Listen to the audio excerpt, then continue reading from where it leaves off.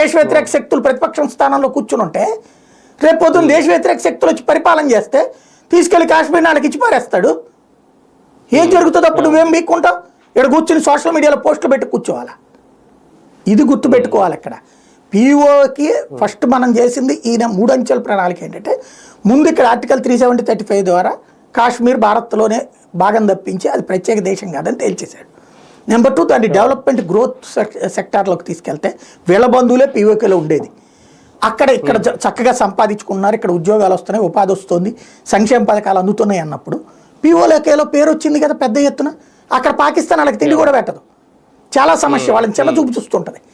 వాళ్ళు అక్కడ నిరాశపడుతున్న వాళ్ళకి ఒక ఆశ రేగింది.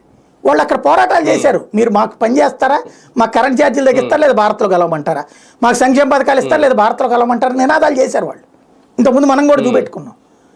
అది సెకండ్ ఫేజ్. అది థర్డ్ ఫేజ్కి వస్తే అప్పుడు ఇప్పటికీ అక్కడ మౌత్ పబ్లిసిటీ ఒక ట్రూట్ చేస్తున్నాం. మన అనుకూలురైనటువంటి వాళ్ళు ఉంటారు కదా అక్కడ, వాళ్ళ ద్వారా భారత్లో కలవడం బెటర్, భారత్లో కలవడం బెటర్ అని సైకలాజికల్గా వాళ్ళతో అనిపిస్తున్నాం.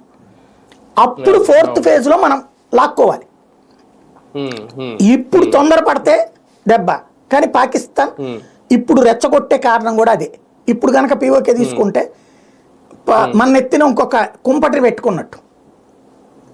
ఇప్పుడు అక్కడ ఏం కావాలి? పీఓకే తీసుకోవాలా, అక్కడ ప్రజలందరూ